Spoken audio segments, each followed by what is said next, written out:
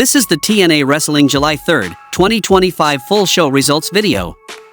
The show started with a match between The Inspiration vs Tessa Blanchard and Victoria Crawford, and the result of this match was Inspiration defeated Tessa Blanchard and Victoria Crawford by pinfall. When Blanchard and Crawford enjoy some time in the lead, things come unglued at the end. On the floor, Blanchard ends up losing focus on the match and getting into a shouting match with Hartwell. The Inspiration hit a double team spot on Crawford in the ring for the victory. Afterwards, Blanchard and Hartwell have a wild pull apart. Then Hartwell says they will do battle at Slammiversary. Then Hannafan announced that the Inspiration vs the Elegance brand for the TNA Knockouts Tag Team Championships is now official for TNA Slammiversary. Also added to the lineup for the special event on July 20th at UBS Arena in Long Island, New York is Indi Hartwell vs Tessa Blanchard. Cedric Alexander and Mustafa Ali comes to the ring, and the two stand together in the ring with steels. Alexander talks about coming here to help him and asks if Ali remembers 205 Live. He says they were the heart and soul of that division in WWE years ago. Ali tells him he doesn't want his help and he uses profane language that is censored off the broadcast in doing so. Ali then challenges Alexander to a match at Slammiversary and says if he want to take things that way, he's fine beating his ass.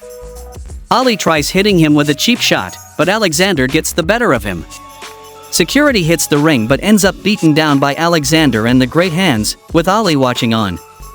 The next match happened between Masha Slamovich vs Killer Kelly for the TNA Knockouts Championship.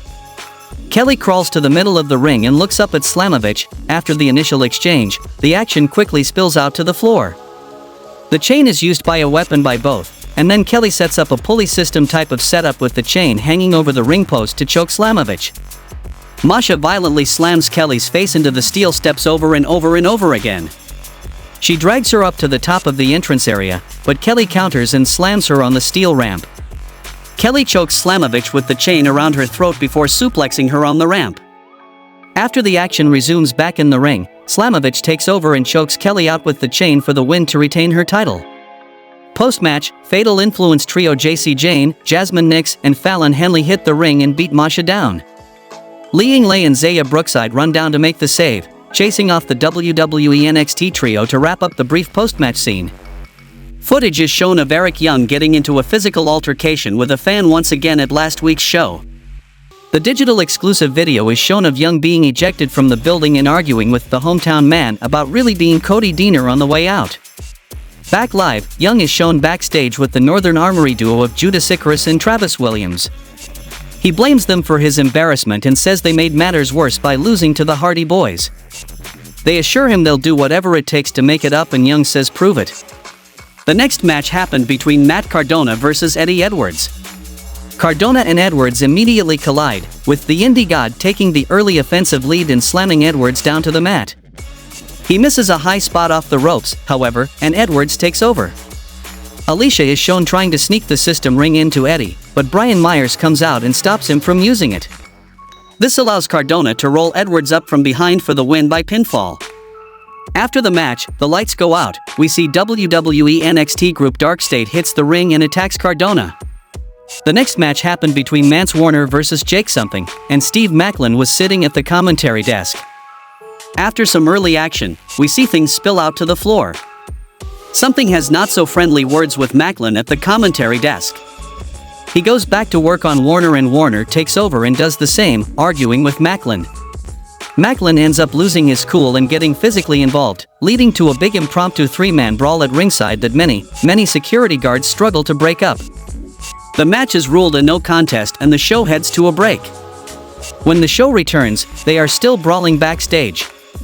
It is announced that the three will do battle with the TNA International Championship on the line on next week's episode of TNA Impact on July 10th.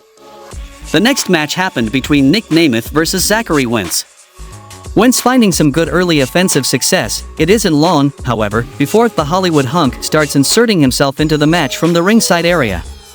This allows his big brother to take over again on offense, and the show heads into a mid-match commercial break as the action continues. When the show returns, we see Wentz is firing up once again on offense. Things continue looking good for Wentz until yet again, Ryan Nameoth interferes, leading to Nick hitting Danger Zone to win the match by pinfall. The self-proclaimed King of TNA makes his way out to the ring. Frankie Kazarian settles inside the squared circle and hops on the microphone for the debut installment of his new talk show segment, King's Speech. Kazarian boasts a bit as always, and then begins introducing his guests. Joe Hendry comes out first, and then Mike Santana, followed by the reigning TNA World Champion Trick Williams. All three will compete with the title on the line at TNA Slammiversary.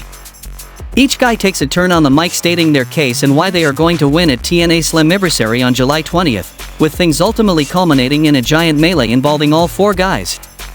When all was said and done, Williams and Kazarian laid out Hendry and Santana, and the show wraps up on that note.